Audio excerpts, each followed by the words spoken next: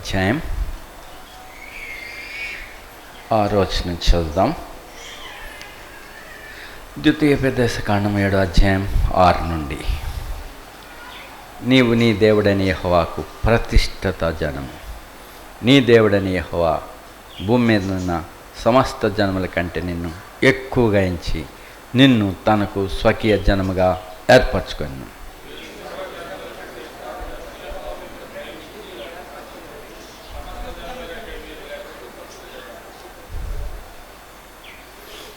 అయితే యెహోవా మిమ్మల్ని ప్రేమించేవాడు గనుకను, తాను మీ తండ్రులకు చేసిన ప్రమాణం నెరవేర్చువాడు గనుకను, యెహోవా బాహుబలము చేత మిమ్మల్ని రప్పించి దాసుల గృహంలో నుండి ఐగుప్తు రాజైన ఫరో చేతిలో నుండి మిమ్మల్ని విడిపించాను.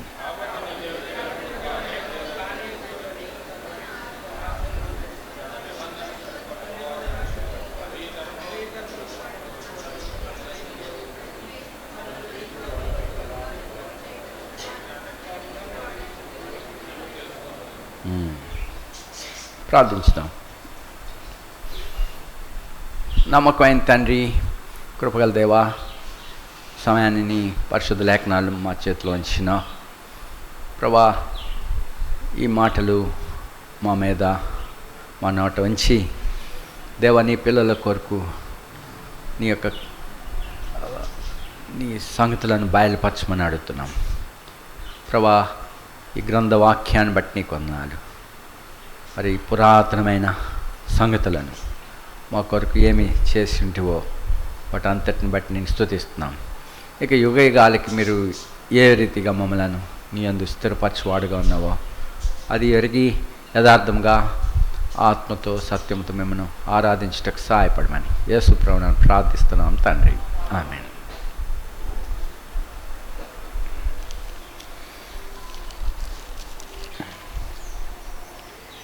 ఇక్కడ ప్రత్యేకంగా దేవుడు తన కొరకు ఏర్పరచుకున్న జనాన్ని చూస్తున్నాం. లోకంలో చాలా జనాలు ఉన్నాయి. ఒకనిలో నుంచి వచ్చిన సంతతి చివరికి నోవహు దినాలకు వచ్చేసరికి మరి భూమి మీద మనుషులు విస్తరించినారు. ఆయా విధములుగా ఆయా పద్ధతిలో ఆయా మార్గాలు ఏర్పరచుకున్నారు. అయితే దేవుడు ఏర్పరిచిన మార్గంను వారు తొలగిపోయినారు, క్రమాన్ని కోల్పోయారు, సొంత ఆలోచనలు ఊహలు పెట్టుకుని దేవుణ్ణి అపహసించినారు. దేవుణ్ణే దేవుడు ఎలా ఉంటాడని ఊహించి ఆయా రీతిలుగా రూపాలు తయారు చేసి మార్గాలు చెడగొట్టుకున్నారు. దేవుడు ఎట్లా ఉంటాడు? వారు ఊహించినట్టుగా కాదు, ఊహల్లో ఇంచే కదా. ఊహ అంటే ఇమాజినేషన్స్. వారు ఏదో ఇమాజినేషన్ ఊహించుకుంటూ ఉంటారు. ఊహించుకుని ఇమేజెస్ తయారు చేస్తారు. ఇమేజెస్ అంటే రూపాలు, విగ్రహాలు. దేవుడు ఎట్లా ఉంటాడని అనుకుంటారు. మనుషుల రూపాల్లో, లేకపోతే బొమ్మల రూపాల్లో, కోతులు, కుక్కలు, పక్షులు, పాములు, ఇట్లాంటి రూపాల్లో దేవుడు ఉంటాడని అనుకుంటారు. అందుకనే వాటి రూపాలు తయారు చేశారు. అనుమానం లేదు, దేవుడు తన స్వరూపంలో తన పోలికలో నరులను నిర్మించినాడు. రూపము, పోలిక, మరి దేవుని పోలికలోనే స్వారూప్యంలోనే నరుని దేవుడు నిర్మించినాడు. అయితే తర్వాత వారు ఊహలు పెట్టుకుని వారు దేవుని మార్గములలో తప్పుపోయినారు. ఆయనను మనుషులు దేవుని యొక్క ఏర్పాట్లో ఉన్నారు. దేవుడు తాను సృష్టించిన ఉద్దేశము ఆయన వారితో నివసించినట్లు, ఆయన వారితో కాపురం ఉన్నట్లు ఆయన ఉద్దేశించినాడు. ఆ ఉద్దేశం తప్పిపోదు. ఆయన ఉద్దేశించినది ఏది కూడా నిష్ఫలం కాదు. అయితే అనేకులు భూమి మీద విస్తరించినారు. చూడు, ఆదికాండం 6:1 నరులు భూమి మీద విస్తరింపనారంభించినారు. ఎక్కువగా జనం వచ్చారు. అయితే వీళ్ళు తప్పుపోయినారు. అనేక మంది అందరూ తప్పిపోయారు. ఏ భేదం లేదు. అందరినూ పాపం చేసి దేవుడు అనుగ్రహించిన మహిమను ఏ భేదం లేదు, అందరూ తప్పిపోయారు. అయితే అందులో ఒక్కడు దేవుని కృప పొందినాడు. చూడు 8వ అయితే నోవాహు యెహోవా దృష్టి యందు కృప. నోవాహు కృప నొందినవాడు. దేవుని కృప పొంది అతను ఏం చేశాడు? 9వ కృప ద్వారా అతడు ఏ విధంగా చేయబడుతున్నాడంటే నీతిపరుడిగా. తన మీద ఉన్న దోషములు, నిందలు, మచ్చలు, తాను కూడా పాపం చేసినవాడు. అలాంటి ప్రజల మధ్య ఉన్నాడు. ఎవరి మధ్య ఉన్నాడు? భూమి మీద ప్రజల మధ్య ఉన్నాడు. ప్రజల మధ్య ఉన్న నరులు ఏమవుతారు? చూడు, యెషయా చెప్పాడు, తానెంతో నీతివంతుడిని, నేను యూదుణ్ణి అని చెప్పి తనలో తన అతిశయం ఉన్నది. కానీ పరిశుద్ధులకు దేవుని యొక్క ప్రత్యక్షత ఆయన చూసినప్పుడు శరాపులు ఆయన మహిమను చూడలేకపోతుండగా, శరాపులే ఎంతో ప్రకాశమానమైన శక్తివంతమైన దేవదూతలు, జ్వాలల వంటి వారు, అలాంటి వారే పరిశుద్ధ దేవుని చూడలేకపోతున్నారు. రెంటుతో తమ ముఖాలు కప్పుకుంటున్నారు, రెక్కలు 2 రెక్కలతో కప్పుకుంటున్నారు. అటువంటి పరిశుద్ధుని దేవుని ఎదుట దూతలు కూడా చూడలేరు. అయితే అలాంటి పరిశుద్ధుల దేవుణ్ణి యెషయా చూసి ఆయన పరిశుద్ధత ఎదుట, అయ్యో నేను అపవిత్రమైన పెదవులు గలవాడును, అపవిత్రమైన పెదవులు గలవారి మధ్య నివసిస్తున్నాడు. సో మనుషులు ఈ రీతిగా పాడైనప్పుడు ఒకడు దేవుని కృప పొంది ఉన్నాడు. ఆ కృప ద్వారా అతడు నీతిమంతుడిగా చేయబడ్డాడు. తర్వాత అతనిలో ఉన్న దోషములన్నీ పరిహరింపబడ్డాయి. నోవహులో ఉన్న నిందలు అన్నీ ప్రభు తీసివేసినాడు. నిందలు, మచ్చలు, శరీర సంబంధమైన దురాలోచనలతో కూడిన ఆ యొక్క మచ్చలన్నిటినీ ఆయన పరిశుద్ధపరిచాడు. అప్పుడు ఇంకేం చేశాడు నోవహు? దేవునితో 3 సంగతులు. ఏంటది? నోవహు నీతిపరుడు, తన తరంలో నిందారహితుడు, నోవహు దేవునితో కూడా నడిచినవాడు. లోకమంతా చెడిపోయిన టైంలో, అందరు మార్గములను చెరిపేసుకున్న సమయంలో మరి కృప ద్వారా నోవహు దృష్టింపబడ్డాడు. ఇది దేవుని కృప. తను చాలా మంచివాడని దేవుడు ఏర్పరచుకోలేదు, కానీ తన సంకల్పంలో తనని ఏర్పరచుకుని ఉన్నాడు. దేవుని యొక్క సంకల్పం ఇది. మరి అయితే తాను ఆ రీతిగా ప్రత్యేకించుకున్నాక తను విధేయుడిగా ఉన్నాడు. అప్పుడు ప్రభు అతని గురించి ఒక మాట అన్నాడు. 7వ అధ్యాయం 1వ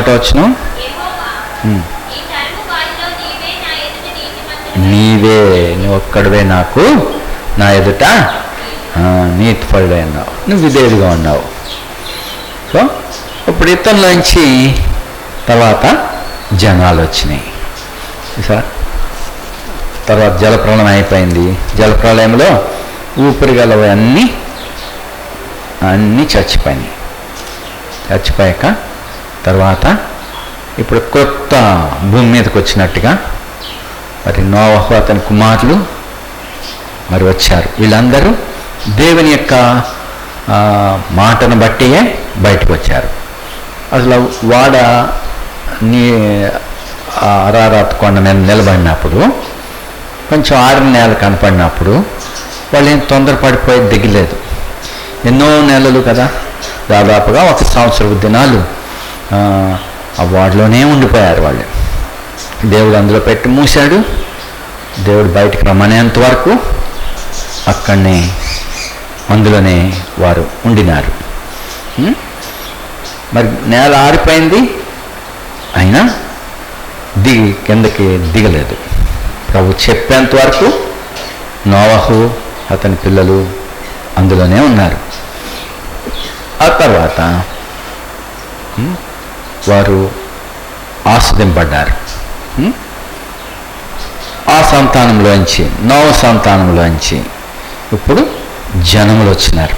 చూడు 10వ అధ్యాయంలో 1వ వచనం.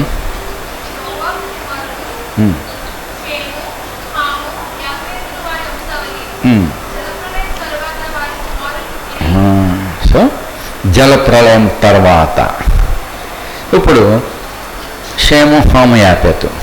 ఇప్పుడు పెద్దవాడు యాపెతు. యాపెతు ఏం చేశాడు? అతనిలోంచి ఏమొచ్చినాయి? 5వ వచనం.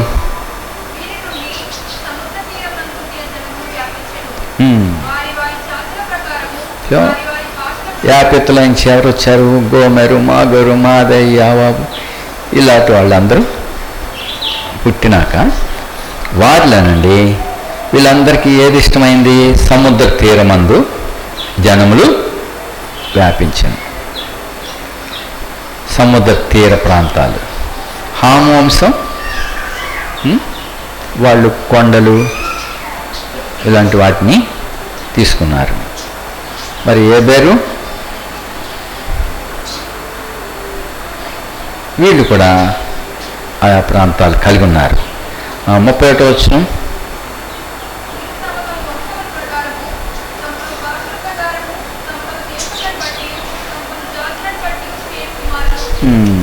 ఇలాగా జాతులు,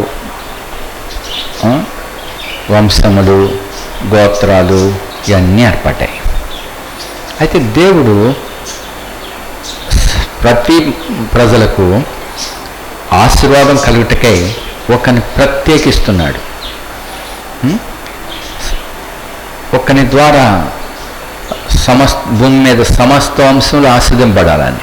చూడండి, ఏ రీతిగా ఒక్కని ద్వారా మనుషులందరూ వచ్చారో అలాగే ఒక్కని ద్వారా తిరిగి సమకూర్చబడుతున్నారు.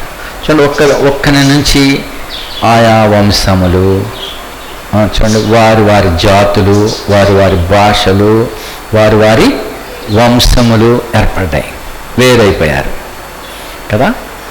ప్రతి స్థానంలో వేరైపోయారు.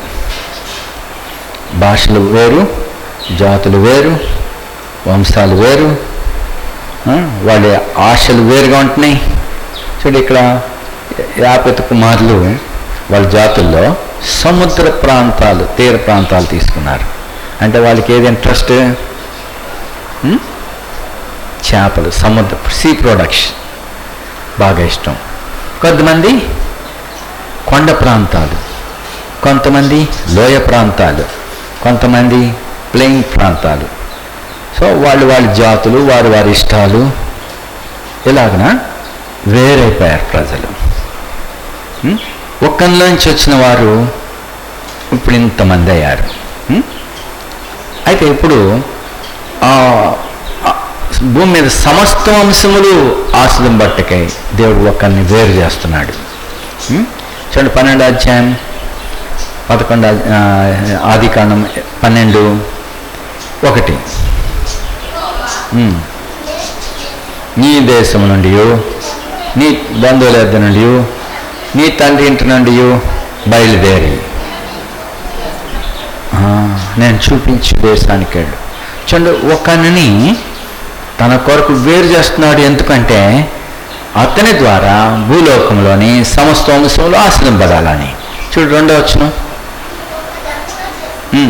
నిన్ను ఆస్వాదించి నీ నామమును గొప్ప చేయుదును, సో ఎందుకు గొప్ప చేస్తున్నాడు అంటే ఆశీర్వాదంగా ఉండటానికి. ఒక మనుషుడు అతని వలన సమస్త వంశములు ఆస్వాదింపడాలని. మరి దేవుడు ఆస్వాదించిన వాడిని శపించే వాళ్ళు కూడా ఉంటారు, ద్వేషించేవారు ఉంటారు. చూడు 3వ వచనం.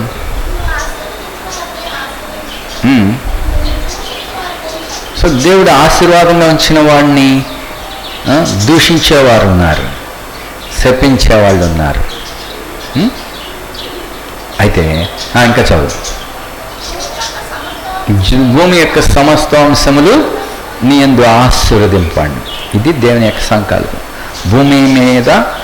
భూమి యొక్క సమస్త వంశములు నీ యందు ఆశీర్వదింపబడతాయి.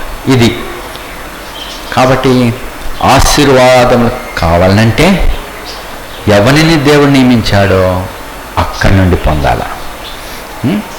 మరి ఇప్పుడు ఒక్కని ద్వారా అనేక జాతులు, భాషలు, గోత్రాలు, వంశాలు వేరువేరుగా భూమి మీద విస్తరించి ఉన్నారు, వారి ఇంట్రెస్ట్ని బట్టి.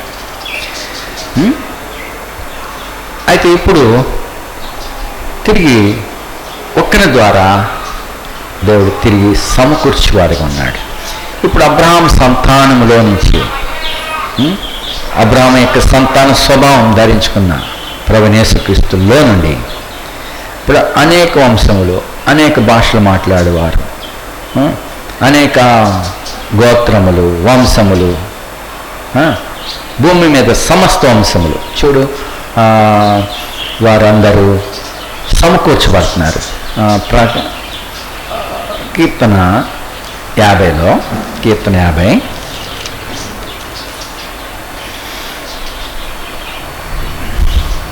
మొదటి వచనం. దేవాది దేవుడైన యెహోవా. ఈ దేవుడు దేవాది దేవుడు. దేవుళ్ళు అనబడుతున్న వాళ్ళు వారు కాదు, అద్వితీయ దేవుడిన. మరి ఆయన కాక వేరు ప్రభువులు మనకి లేరు. కాబట్టి దేవాది దేవుడైన యెహోవా ఆజ్ఞించున్నాడు.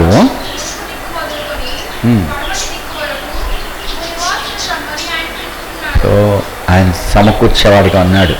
తూర్పు దిక్కు నుండి పాడమటి దిక్కు వారికి భూనివాసులను రమ్మని పిలుస్తున్నాడు.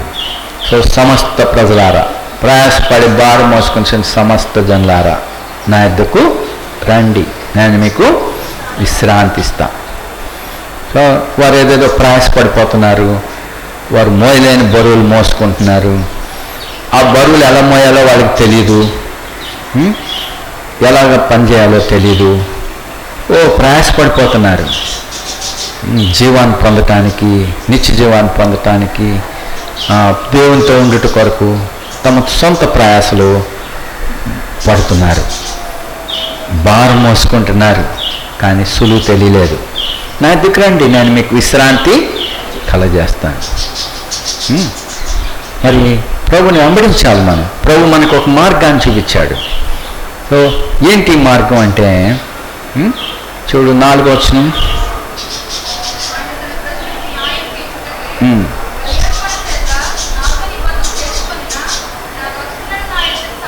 తన బలి అర్పణ చేత నాతో నిబంధన చేసుకుని నా భక్తులు.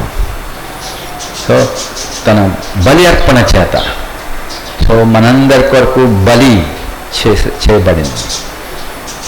తానే స్వయంగా మన కొరకు ప్రాయశ్చిత్తముగా ఇవ్వబడిన దేవుని కుమారుడు. అబ్రహాం సంతాన స్వభావం ధరించుకున్న వాడు. అబ్రహాం కుమారుడైన, దావీదు కుమారుడైన యేసుక్రీస్తు. ఆయన శరీరం బట్టి దావీదు కుమారుడు, మృతుల్లో నుండి లేపుటను బట్టి ఆయన దేవుని కుమారుడు. ఇది తిరుగులేని రుజువులతో నిరూపింపబడింది. కాబట్టి ఇప్పుడు ఆయన బలి అర్పణ చేత ఎవరైతే నిబంధన చేసుకున్నారో వారందరినీ తిరిగి నా యొద్దకు సమకూర్చుడి. ఎక్కడెక్కడ చెప్తున్నాడు? ఎక్కడున్నా సరే, మీది ఆకాశమును భూమి. సో తనతో నిబంధన చేసుకున్నట్టు వారు తన శిలువ రక్తం చేత నిబంధన చేయబడినవారు. చూడు, యేసు ప్రభు బలి అర్పణ అర్పించాడు తానే స్వయంగా. 53 యెషయా 53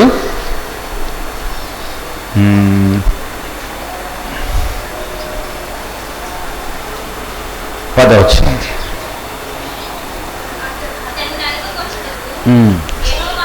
అతను నలుగుట్టుకు యెహోవాకు ఇష్టమైన. సో సిలువలో ఆయన బాధింపబడ్డాడు. సో మన వ్యసనములను, మన రోగములను, మన దోషములను, మన పాపములన్నింటినీ మోసుకొని పోయినాడు ఆయన.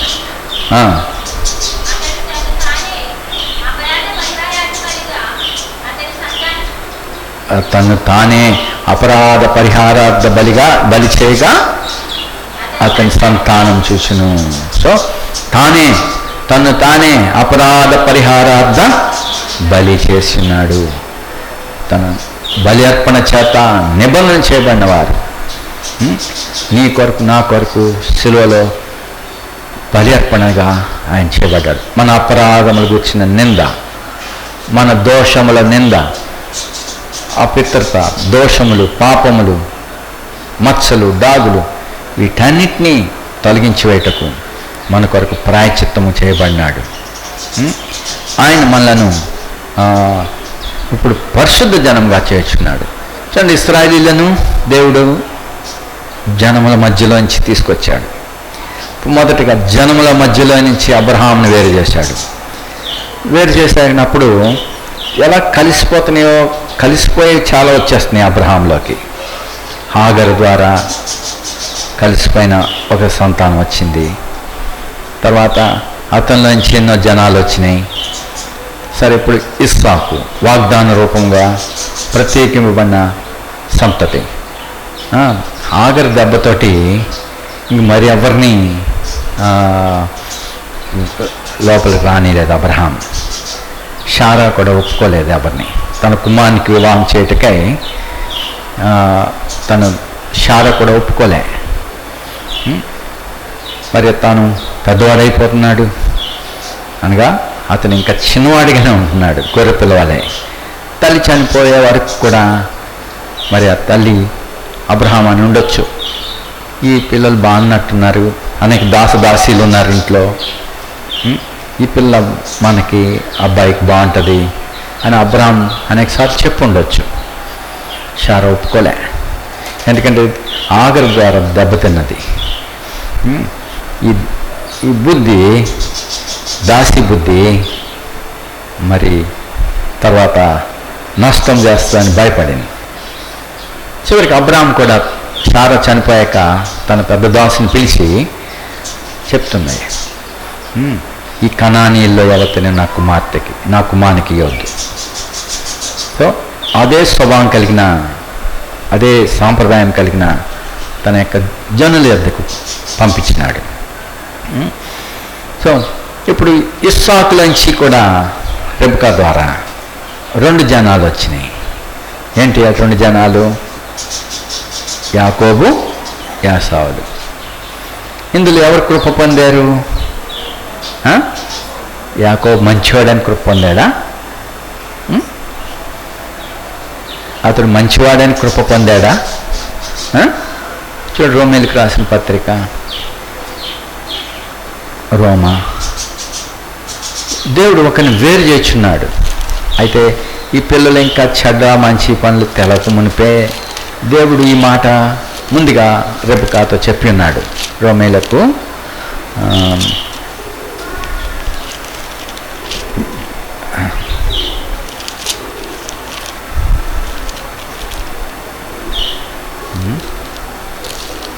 9వ అధ్యాయం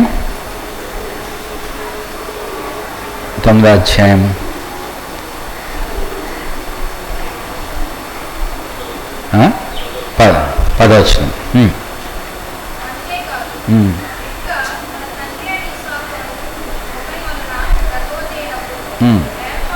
ఏర్పాటును అనుసరించిన దేవుని సంకల్పము.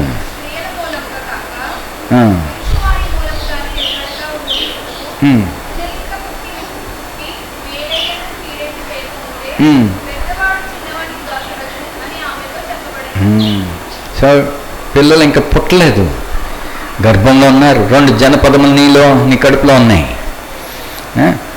అని చెప్పినప్పుడు పెద్దవాడిని వాడు చిన్నవానికి దోసలు అవుతాడని చెప్పాడు. అంతేకాదు 13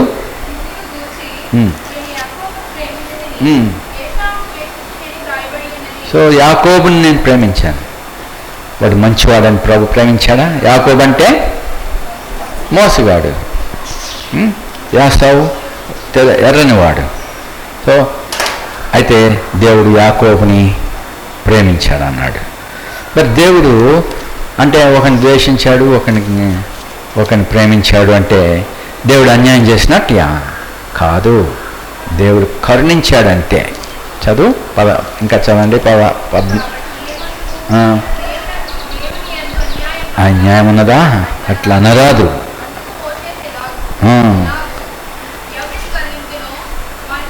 ఎవని కరుణింతునో వాని కరుణింతును, ఎవని ఎందు సో కరుణ, జాలి. మరి ఏం మంచితనం చేశామని దేవుని జాలి వచ్చింది యాకోబుకి? పోనీ చెడ్డవాడని మోసగాడని చెప్పి దేవుడు ద్వేషించలేదు, అలాగని చెప్పి మోసగాడని ప్రభు ప్రేమిస్తాడా? కాదు. దేవుని కరుణ అంతే. చూడు 16 వచనం,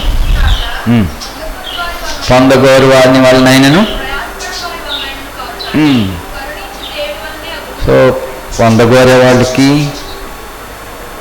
ప్రయాసపడేవాళ్ళు ఉన్నారు. ప్రయాసపడినా కానీ అవ్వదు, ఆశపడినా కానీ అవ్వదు. ఏమవుతుంది? కృప ద్వారానే కలుగుతుంది. కాబట్టి ఇక్కడ ప్రభు కనికరించాడు. ఎవరిని కరుణించాలనుకున్నాడో వారిని కరుణిస్తున్నాడు. దేవుడి సంకల్పం ఇది, దేవుని కృప ఇది. దేవుడు కృప పొందినాడు నోవాహు. ఇప్పుడు యేసుక్రీస్తు ప్రభుని మన కొరకు పంపించి, అనగా అబ్రహాం యొక్క సంతానం మనకు పంపించి, ఆయన ద్వారా సమస్త అన్యజనులు మేలు పొందాల. చూడండి, యోహాను సువార్తలో ప్రభువైన యేసుక్రీస్తు చెప్పినాడు సమరయ స్త్రీతో ఏమని చెప్పాడు? 4వ అధ్యాయంలో. ఆమె సమరయ స్త్రీ కదా, వాళ్ళు అంటరాని వాళ్ళు, యూదులు ప్రతిష్ఠితమైన ప్రజలు. ఇందాక మనం చదివాం, మీరు నాకు ప్రతిష్ఠితమైన జనం అని చెప్పాడు. మీరు గొప్పవాళ్ళని ఏర్పరచుకోలేదు, మీరు విస్తారమైన జనమని నేను ఏర్పరచుకోలేదు, చాలా మంచివాళ్ళని మిమ్మల్ని ఏర్పరచుకోలేదు. అయితే నేను మిమ్మల్ని ఏర్పరచుకున్నాను. మీ పితరులను బట్టి మీ పితరులను ఏర్పరచుకున్నాను, వారి సంతానంగా మిమ్మల్ని నేను ఏర్పరచుకున్నాను.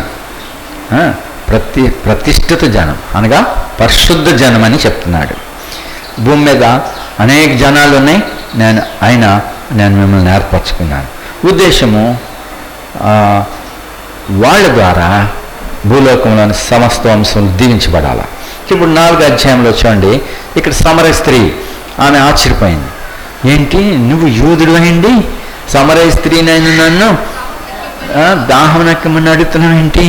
మాతో మీరు మాట్లాడరు, మా దగ్గర నీళ్లు పుచ్చుకోరు, ఏంటి నువ్వు అడుగుతున్నావు ఏంటని ఆశ్చర్యపోయి మరి ఆమె సంభాషణ సాగించింది. ప్రభు ఆమె ఎవరో ఆమెకే చూపించాడు. సరే, ఇప్పుడు ఆమె కొన్ని మాటలు చెప్తుంది.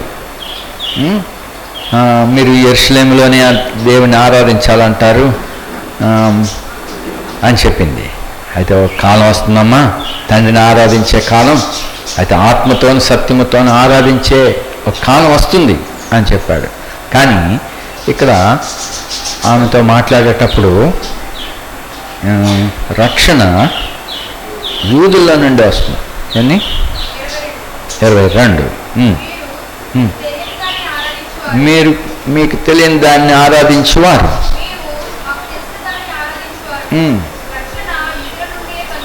ఎక్కడి నుంచి వస్తుంది రక్షణ? యూదులలో నుండి. యూదులో ప్రభువైన యేసుక్రీస్తు యూదుడు అని చెప్పబడ్డాడు. ఆయన సిలువ వేయబడినప్పుడు ఆయన పైన రాసిందేంటి? యూదుల రాజు. సో అక్కడి నుండి రక్షణ వస్తుంది. అక్కడనే ప్రతి ప్రజకి ప్రాయశ్చిత్తం జరుగుతుంది. సో ఒక్కనిలోంచి మనం అందరం వచ్చాం.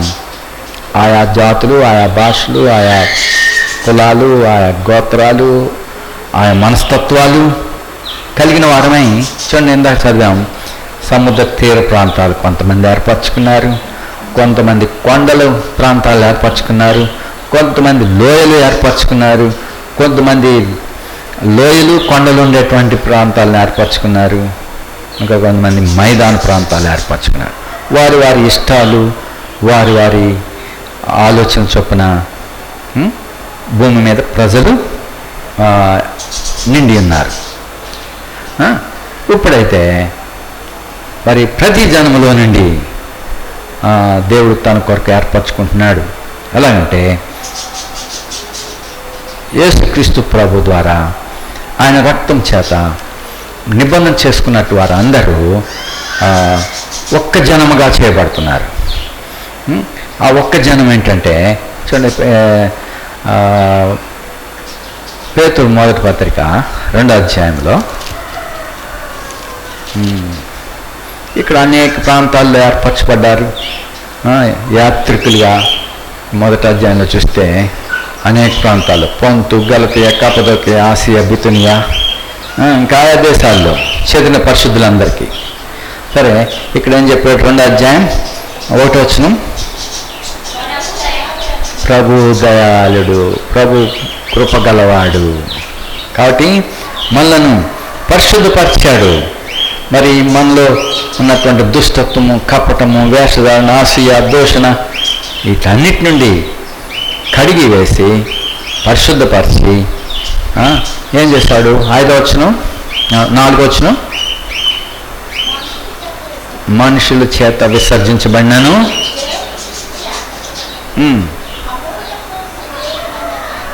దేవుని దృష్టికి ఏర్పరచబడినది అమూల్యమును సజీవునైన రాయగు ప్రభు నద్దుకు వచ్చిన వారే యేసుక్రీస్తు ద్వారా దేవునికి అనుకూలమగు ఆత్మ సంబంధమైన బలులు అర్పించుటకు, పరిశుద్ధ యాజకులుగా ఉంటకు,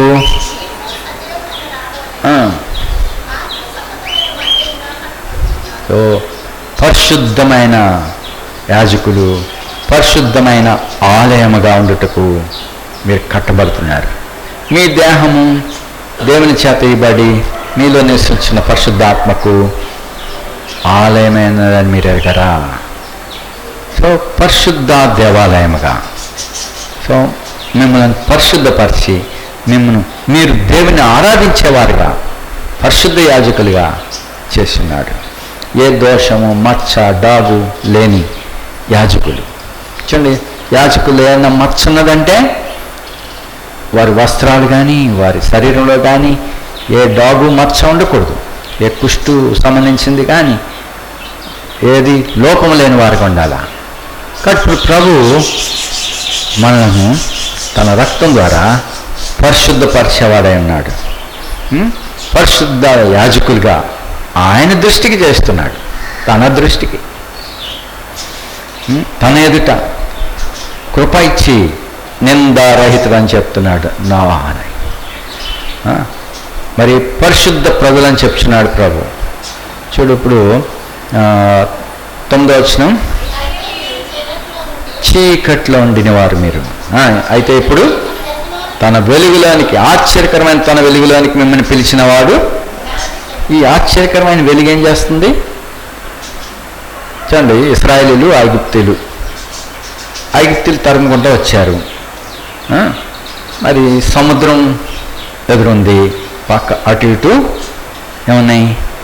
అరణ్యం ఉంది. వెనక ఐగుప్తీలు తరుముకొని మధ్యకు వచ్చేసి ఉన్నారు, కలుసుకున్నారు వాళ్ళు. అయితే మరి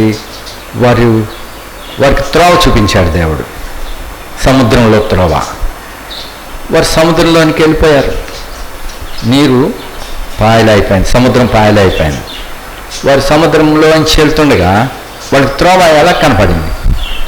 ఏమొచ్చి కనపడింది? వెలుగు, మేఘము. ఆ మేఘము మండుచున్నది. మరి అదే మేఘం ఐగుప్తులకి ఎలా ఉంది?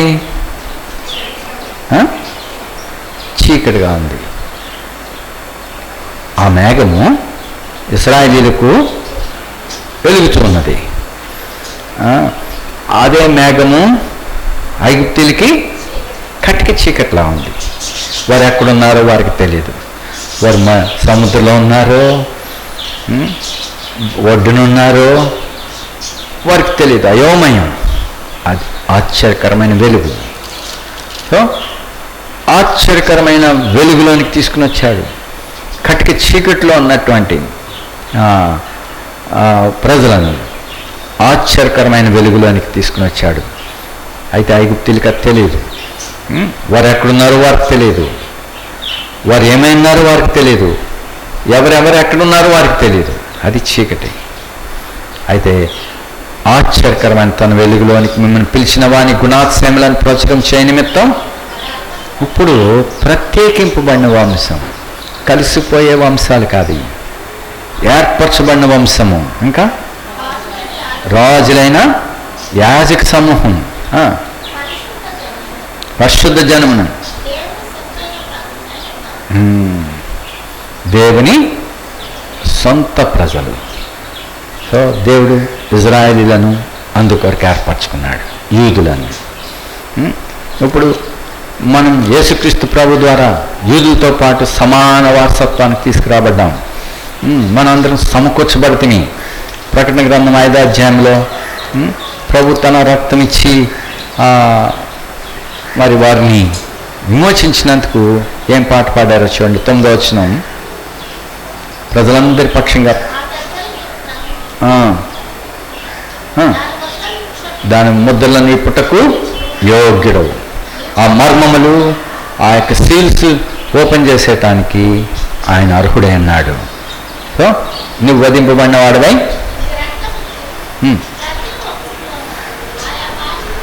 సో ఇందాక చెప్పాము, ఒక్కరిలో నుంచి అనేక జాతులు, వారి వారి భాషలు, వారి వారి జాతులు, వారి వారి ఇష్టాలు వచ్చినాయి.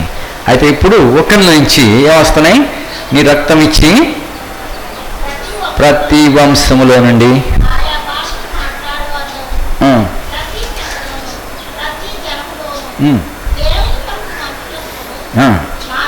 మా దేవునికి వారిని ఒక్క రాజ్యముగా యాజకులుగా చేస్తేవి. సో ప్రభుతో కూడా పరిపాలించుటకై దేవుడు తిరిగి సమకూర్చేవాడన్నాడు. తన బలి అర్పణ చేత తనతో నిబంధన చేసుకున్నవారు.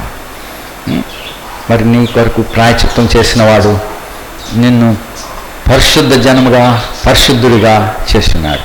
నీ పరిశుద్ధత ఏంటంటే ప్రభువే. చూడు, 1 కొరింథీ 1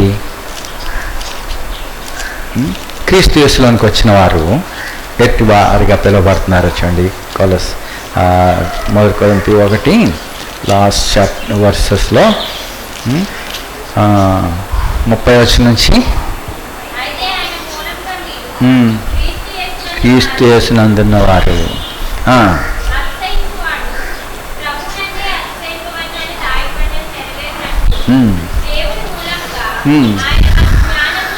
ఆయన మనకు జ్ఞానమును, నీతియు, పరిశుద్ధతయు, విమోచన. సో నీ జ్ఞానం ఎవరంటే యేసు ప్రభువే. నీ నీతి ఎవరంటే యేసు ప్రభువే. నీ పరిశుద్ధత ఏంటంటే యేసు ప్రభువే. నీ విమోచన, క్రైమ్ ఆయనే.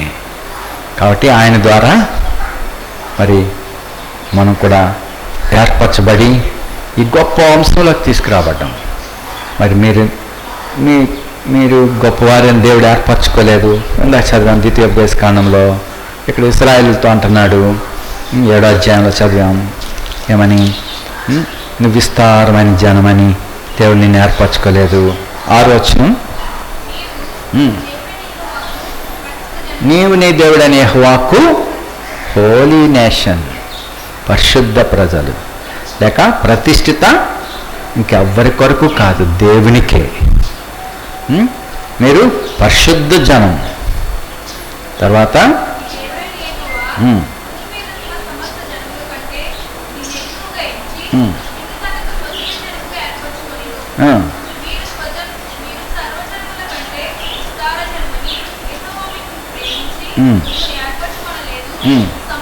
సమస్త జనుల కంటే మీరు లెక్కకు తక్కువే. మరి ఎక్కువ ఉన్నదాన్ని మనం ఏర్పరచుకుంటాం, బాగున్నదాన్ని మనం ఏర్పరచుకుంటాం. అయితే ప్రభు ఉపేక్షింపక ఏర్పరచుకున్నాడు. ఇది దేవుని కృప. దేవుని కృప ద్వారానే మనము నీతిమంతులుగా చేయబడతాము, నిందారహితులుగా, తన ఎదుట నిర్దోషులు నిరపరాధులుగా, నిందారహితులుగా తన ఎదుట నిలబెట్టేవాడు. తన రక్తం చేత పాపములన్నిటి నుంచి విడిపించేవాడు. కాబట్టి యేసుక్రీస్తు ప్రభు నందున్న వారికి ధన్యత ఉన్నది. ప్రభుని అంగీకరించేటివారు, యూదుల రాజు ప్రభుని యేసుక్రీస్తుని అంగీకరించేటి వారికి తానే స్వయముగా చేసిన బలి అర్పణను బట్టి ఆ నిబంధన క్రిందకు వచ్చిన వాళ్ళందరూ మరి పరిశుద్ధ జనముగా చేయబడ్డారు.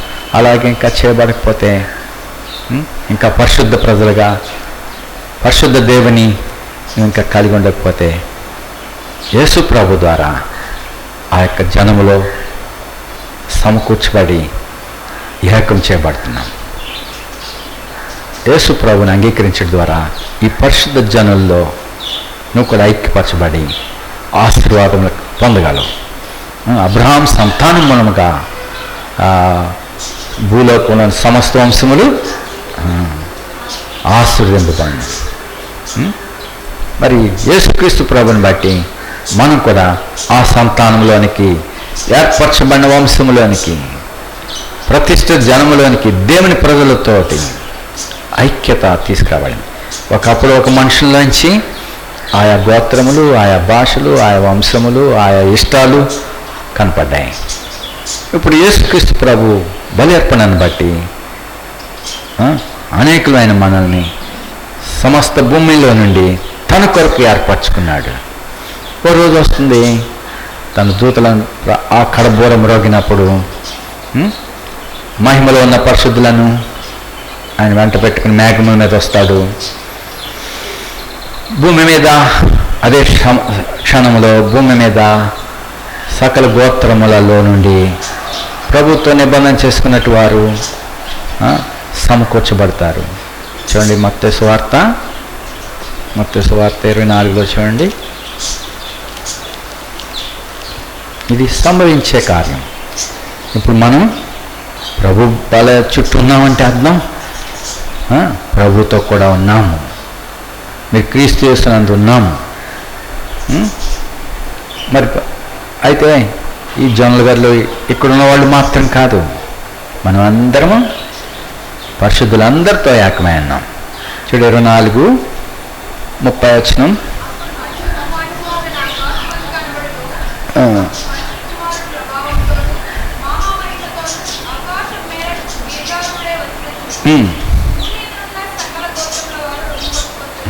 సో సకల గోత్రాలు వాళ్ళు రొమ్ము కొట్టుకుంటారు. అయితే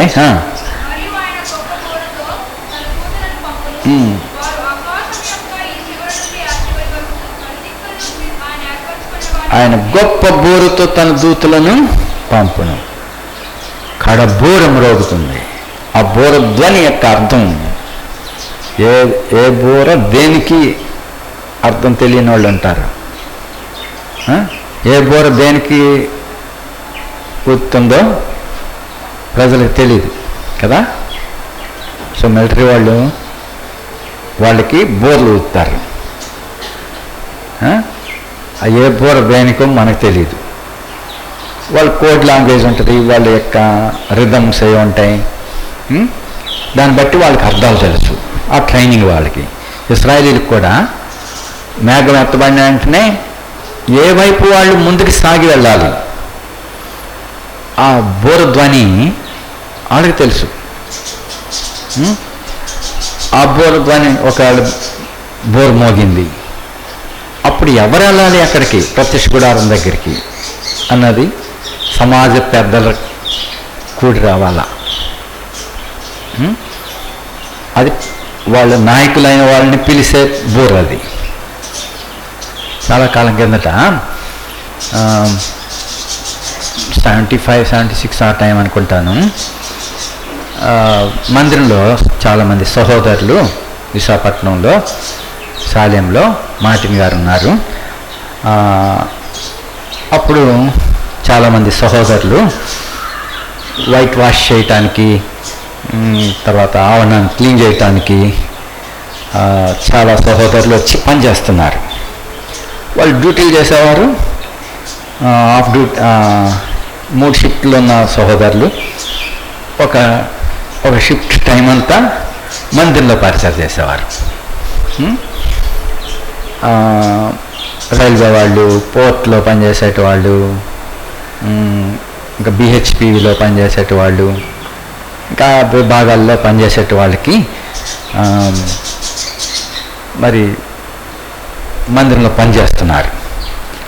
ఒక సమయమున ఈ రైల్వే డిపార్ట్మెంట్లో పనిచేస్తున్న వాళ్ళందరూ సడన్గా మార్టిన్ గారి దగ్గరికి వచ్చారు. ఏమైంది, ఏంటి, ఎక్కడికి పోతా, ఏంటి వచ్చారు అని అడిగారు. అన్న, మరి ఎక్కడో ట్రైన్ డిరైల్ అయినట్టుంది, సైరన్ మోగింది, మేము అందరం ఇప్పుడు అటెండ్ అయిపోవాలా అని చెప్పారు. ట్రైన్ ఎక్కడో పట్టాలు తప్పిందంట, ఎక్కడ తప్పిందో. కానీ ఆ సైరన్ మోగినప్పుడు దాని అర్థం ఏంటో ఆఫ్ డ్యూటీలో ఉన్నా సరే, సెలవు పెట్టినా సరే, ఆ సైరానికి వాళ్ళ ప్రతి సిబ్బందిలో ప్రతి వాడు అక్కడ అపియర్ కావాలా. మాకు ఆ బోర విన్నది వచ్చిందో లేదో మాకు తెలియదు. ఎందుకంటే ఆ కాలమున 75, 76 ఆ కాలమున ఎక్కడ సముద్రంలో ఉన్న షిప్ పోర్ట్లో ఉన్న వాళ్ళకి సైరన్ వేసినప్పుడు షిప్ అరుస్తుంది కదా, దానికి చాలా భీకరంగా బేస్ వాయిస్లో దాని కోత ఉంటుంది, షిప్లి అన్నట్టుగా ఉంటాయి. అలాగే లాంగ్ కోతలు వస్తాయి, షిప్ కోతలు ఉంటాయి. మరి మున్సిపల్ డ్యూటీస్ చేసేట వాళ్ళకి ఆ సైరన్ వాళ్ళకి వస్తాయి. ఇప్పుడు ఈ సైరన్స్ వినపడతలే. అలాగే రైల్వే సైరన్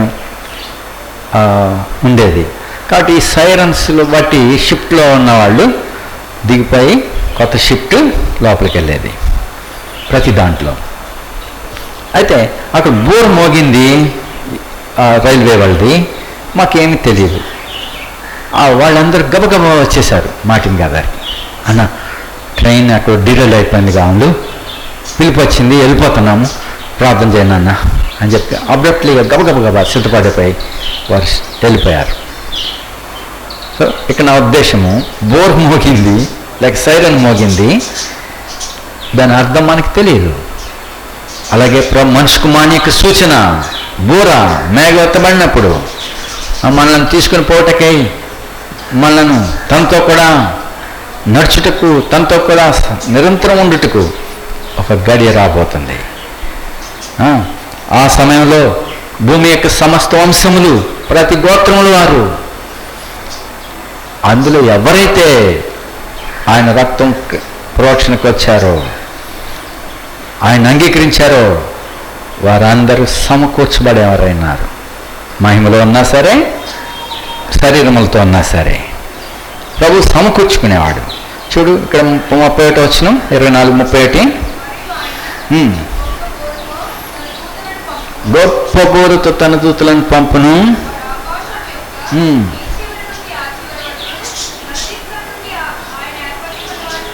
నాలుగు దిక్కులు. ఈ బోర అందరికీ తెలియదు, ఇది ఎందుకు మోగిందో, ఈ ధ్వని ఎందుకు వచ్చిందో వారికి తెలియదు. అయితే తన వారికి తెలుసు. తనతో నిబంధన చేసుకున్న వారు పోగు చేయబడతారు.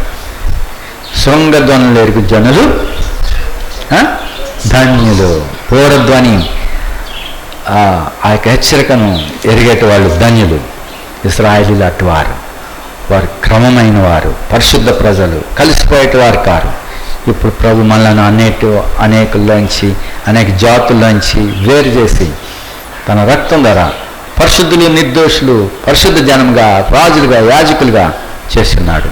మరి మీరు కాబట్టి ఆ విధంగా మీరు గుర్తించగలిగితే, ప్రభా నీ కృప ద్వారా నన్ను నీతిమంతునిగా చేశావు, నీ కృప ద్వారా నన్ను రక్షించావు, ప్రభా నీవే ఆరాధనకు పాత్రుడు అని చెప్పి యథార్థంగా, అది ఏదో ఊరికే పెదవులతో చెప్పేది కాదు, యథార్థంగా, అది కూడా ఆత్మతో సత్యముతో మీ ప్రభుని ఆరాధించండి. మిమ్మల్ని ప్రభు ఏర్పరచుకొని తనతో ఉండుటకు, తన స్వజనముగా ఉంటకు, తన పరిశుద్ధ ప్రజలుగా, యాజకులుగా ఉంటకు, మిమ్మల్ని పరిశుద్ధ ఆలయంగా ఉండుటకు దేవుడు మిమ్మల్ని ఏర్పరచుకున్నాడు. అందుకనే దేవుని స్తుతించి ఆరాధించుతాం, ప్రార్థిస్తాం. ప్రభా ఈ సమయాన్ని మాకు ఇచ్చిన లేఖన భాగాలన్నిటి బట్టి వందనాలు. దయచేసి మాతో నీ వాక్యం ప్రకారం యథార్థంగా, ఆత్మతో, సత్యంతో మిమ్మల్ని ఆరాధించడానికి సహాయపడమని యేసు ప్రభువును వేడుకుంటున్నాం తండ్రి. ఆమేన్. సమయాన్ని మనం లేచి